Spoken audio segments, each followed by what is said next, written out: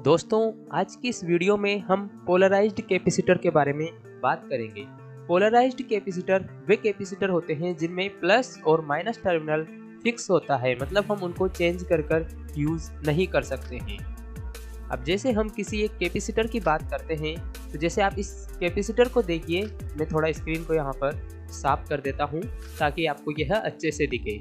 इस कैपेसिटर को आप ध्यान से देखिए, यहाँ पर इस पर लिखा हुआ है 250V। इसका मतलब ये 250 वोल्ट और 10 माइक्रोफेरड का है, यानी ये किसी ऐसे सर्किट में यूज होगा जिसका वोल्टेज लेवल 250 से कम रहने वाला है। अगर हम इसे किसी ऐसे सर्किट में जिसका वोल्टेज 250 से ज़्यादा होगा में यूज करेंगे तो ये फट जाएगा। इसके अलावा इसकी एक तरफ नेगेटिव मार्क भी बना हुआ है। इस किसी दूसरे कैपेसिटर को देखिए, ये 25 वोल्ट और 2200 माइक्रोफेरड का है।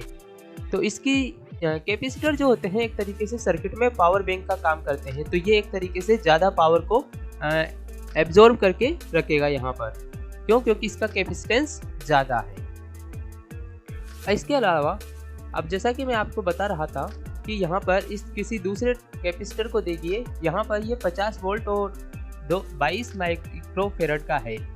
तो इसका जो कैपेसिटेंस है, यानी कम पावर ये जो है इकट्ठी करेगा और ये 50 वोल्ट से कम के सर्किट में यूज होने वाला है। अब हम इनके प्लस और माइनस टर्मिनल के बारे में भी कुछ बात कर लेते हैं। जैसे कि आप इस कैपेसिटर को देख सकते हैं कि इसमें एक तरफ जो है लाइनें बनी हुई हैं और एक तरफ कोई मार्क नहीं है। तो जिस तरफ लाइनें हैं वो नेगेटिव मार्क है और जहां लाइनें नहीं है वो पॉजिटिव मार्क है। इस दूसरे कैपेसिटर में भी आप देख सकते हैं कि एक तरफ जो है लाइनें बनी हुई हैं। इसके अलावा किसी दूसरे कैपेसिटर, इसमें देखिए आप, एक तरफ लाइन बनी हुई है और नेगेटिव लिखा हुआ है, तो ये नेगेटिव टर्मिनल और दूसरी तरफ का पॉजिटिव टर्मिनल हो गया है। इसके अलावा इस ब्लू वाले कैपेसिटर को देखिए, ये नेगेटिव टर्मिनल और ये जो लाइन नहीं है ये पॉजिटिव टर्मिनल, और ये 4.7 माइक्रोफेरड का है, जैसा कि आप यहाँ पर देख सकते हैं।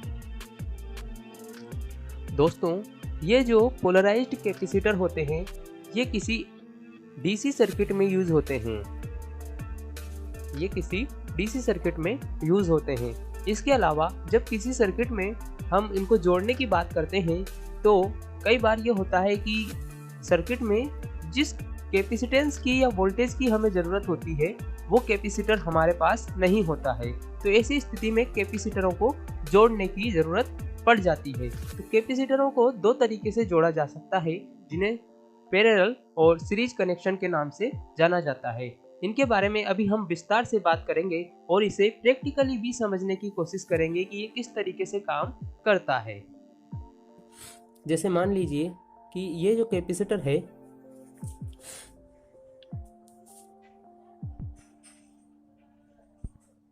जैसे मान लीजिए कि हमारे पास ये एक कैपेसिटर है। तो जैसा कि हमने पहले ही बताया था कि नेगेटिव जो लेग है उसकी तरफ यहाँ पर नेगेटिव बना होता है और पॉजिटिव लेग की तरफ कोई सिंबल नहीं होता है।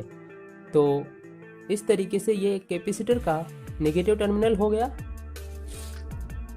ये वाला, और ये दूसरा वाला इसका पॉजिटिव टर्मिनल हो गया। तो इसको इस तरीके से जो है यहाँ पर श्रेणी क्रम में जोड़ने के लिए रखेंगे। इसी तरीके से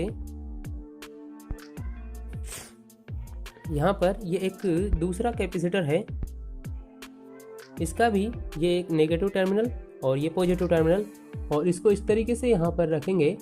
और एक दूसरा जिसका ये पॉजिटिव टर्मिनल और ये दूसरा वाला नेगेटिव टर्मिनल, और इसको यहाँ पर रखेंगे।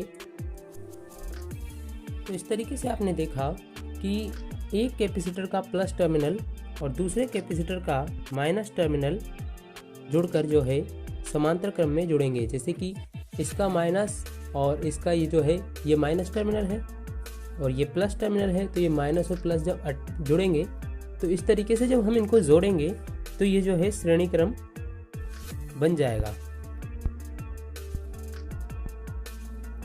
यानी कि सीरीज क्रम बन जाएगा। अब सीरीज क्रम की क्या विशेषता होती है कि जो सीरीज क्रम होता है इसमें वोल्टेज जो होती है हमको हाई वोल्टेज मिल जाता है, जबकि जो कैपेसिटेंस होता है वो कम हो जाता है।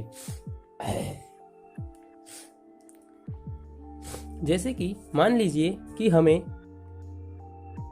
किसी सर्किट में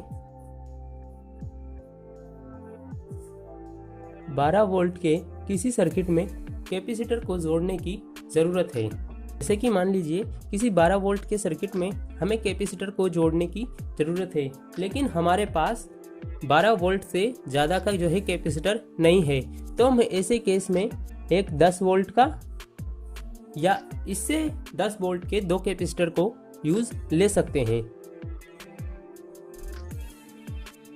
तो इस तरीके से आप समझ सकते हैं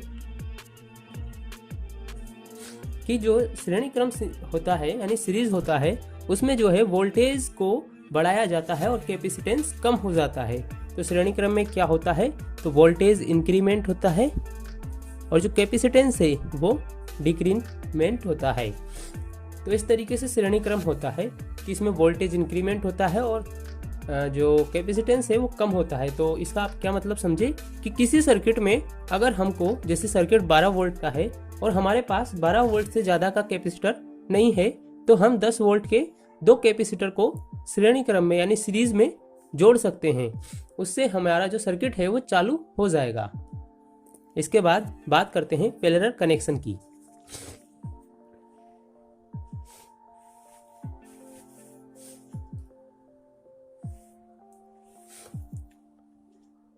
पैरेलल कनेक्शन यानी समांतर क्रम में कैपेसिटरों के पॉजिटिव टर्मिनल को एक साथ जोड़ा जाता है। हमने पहले भी बताया है कि कैपेसिटर का पॉजिटिव टर्मिनल वह होता है जिस तरफ कोई मार्क नहीं होता है, बल्कि नेगेटिव टर्मिनल की तरफ मार्क बना होता है। जैसा कि आप देख सकते हैं, इस तरीके से जो ये 3 हैं, इनके हम नेगेटिव टर्मिनल्स को साथ में रखेंगे और पॉजिटिव टर्मिनल को साथ में रखेंगे, तो हम इनका समांतर क्रम जोड़ पाएंगे यानी पैरेलल कनेक्शन कर पाएंगे। अब क्या होता है पैरेलल कनेक्शन में, जब हम पैरेलल कनेक्शन कर देते हैं तो क्या होता है पैरेलल कनेक्शन में, जब हम पैरेलल कनेक्शन कर देते हैं तो उस स्थिति में जो कैपेसिटेंस है तो वो इंक्रीमेंट होता है और जो वोल्टेज है वो डिक्रीमेंट हो जाता है।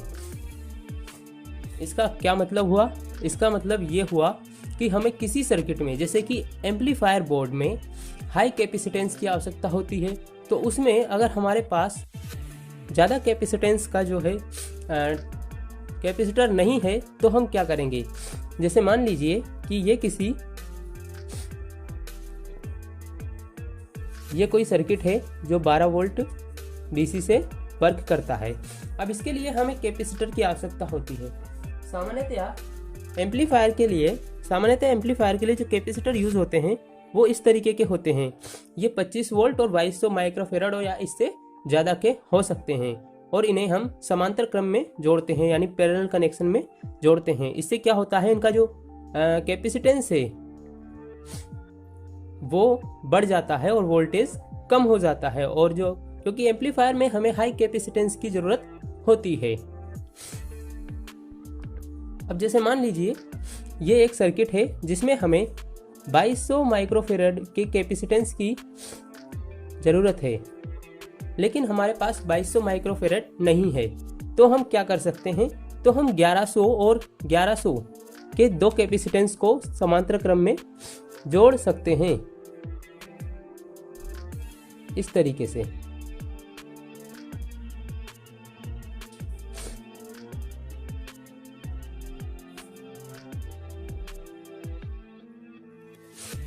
तो इस तरीके से जो है हम कैपेसिटेंस को बढ़ा सकते हैं। तो हम क्या देखते हैं कि जब समांतर क्रम में जोड़ा जाता है तो कैपेसिटेंस बढ़ जाता है और वोल्टेज कम हो जाता है।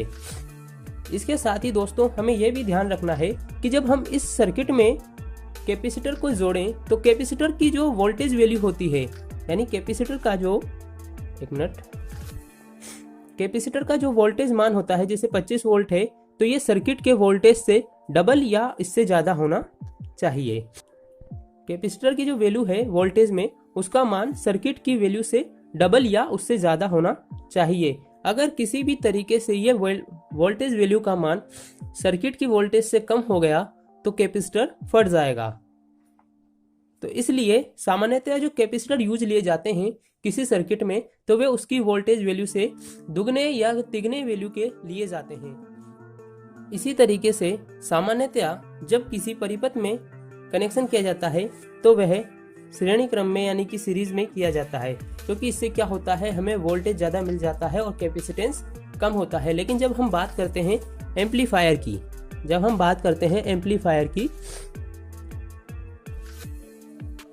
लेकिन जब हम एम्पलीफायर की बात करते हैं तो हम देखते हैं कि एम्पलीफायर में हमें हाई कैपेसिटेंस की ज़रूरत पड़ती है। इसलिए हम जो दो कैपेसिटर होते हैं, या एक कैपेसिटर ज़्यादा कैपेसिटेंस का या दो कैपेसिटरों को समांतर क्रम में जोड़ दिया जाता है। उससे क्या होता है, उससे हमें हाई कैपेसिटेंस प्राप्त होता है, क्योंकि जब साउंड वेव बनती है तो जो एक तरीके से वोल्टेज कम ज़्यादा बहुत ज़्यादा होता है, तो उसको क्या है, ये मैनेज कर लेता है। तो इस तरीके से दोस्तों आप देख सकते हैं कि समांतर क्रम का यूज़ कहाँ होता है और श्रेणी क्रम यानी सीरीज कनेक्शन का यूज़ कहाँ होता है। और मैं उम्मीद कर सकता हूँ कि आपको जो है ये अच्छे से समझ आया होगा कि श्रेणी क्रम में किस तरीके से कनेक्शन करना है और समांतर क्रम में किस तरीके से करना है। इसके अलावा इन दोनों कनेक्शंस की खासियत क्या है और ये किस तरीके से जो है यूज़ किए जाते हैं।